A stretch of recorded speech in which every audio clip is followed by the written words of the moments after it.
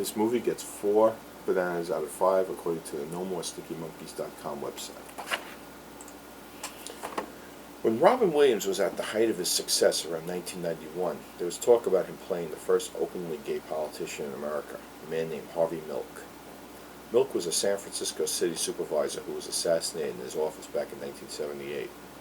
I'd never heard of Milk until reading about Williams possibly playing him, but man, would that have been a risky move back then. As big a star as he was, and as much as people loved him, could Williams get over the stigma of playing a gay man on screen?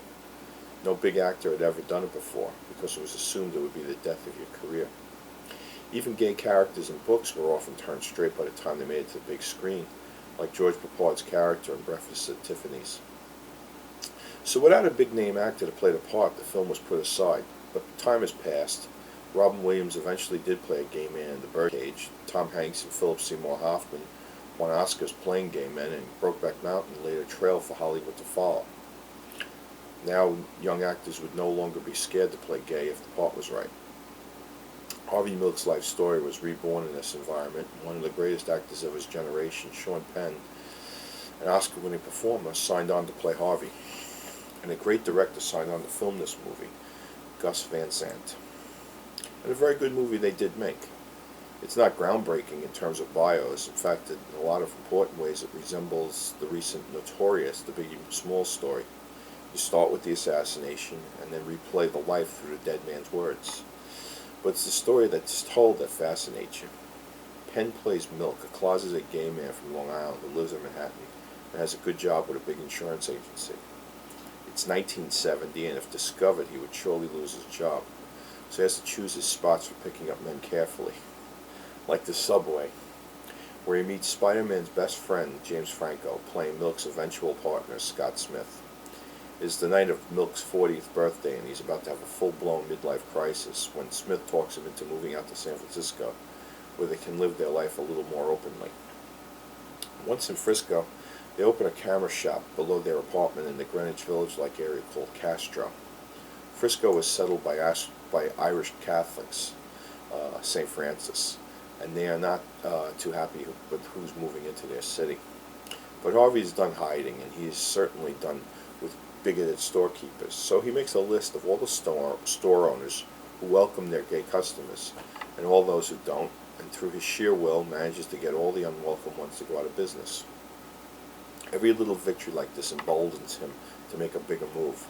But Scott, who seems to tend towards the lazy side, worries that Harvey is putting his neck out only to get it chopped off. But it's when Harvey runs for political office that he starts to make a name for himself and open himself up to some real enemies. This movie has some similarities to Malcolm X with Denzel Washington, especially if you think of X as jumping right to the point when Malcolm joins the Nation of Islam. In fact, there is almost the exact same scene where Milk and his partners are sitting around his camera store talking political philosophy when a person comes in screaming at the cops or busting heads at a local gay bar. Milk and his guys run there, and Harvey establishes himself with the police as a sort of mayor of Castro. Much like the scene when Malcolm X is in his coffee shop in Harlem, and these people start yelling at him that the Muslims talk a big game, but they never accomplish anything. So then he goes out and gets medical attention for a police brutality victim. Harvey has that same kind of desire and heroism that his people cling to. The kind of heroism that the older and richer gay men in town are scared of. They want to move a little bit at a time and not rock the boat too much. But when you view the film's opening footage, you see that rocking the boat is just what is needed. I'd never seen film like this before with regards to the gay community. It showed old newsreels from the 50s and 60s of gay bars being raided by cops, and the men hiding their faces in utter fear of being outed to their communities. Mostly you see these men being handcuffed and loaded into paddy wagons for what looks like just drinking together. Occasionally they show the cops beating these men with billy clubs. Then you add in that an outed gay person at the time could be fired without cause, and you can see how a real big problem was for the time. Where they lose the patience of black people and other people of color is in comparing the gay civil rights struggle to the blacks.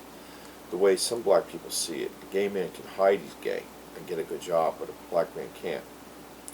But men like Harvey Milk were sick of hiding, and from the numbers they used in the movie, if 10% of the population is gay, then fighting for their civil rights was the only way to go. As Milk's political career gets a foothold in San Francisco, singer Anita Bryant's pro-Christian, anti-gay stance grows in Miami, Florida's Dade County. She equates homosexuality to bestiality and pedophilia and views gay teachers as recruiters of the young to their lifestyle.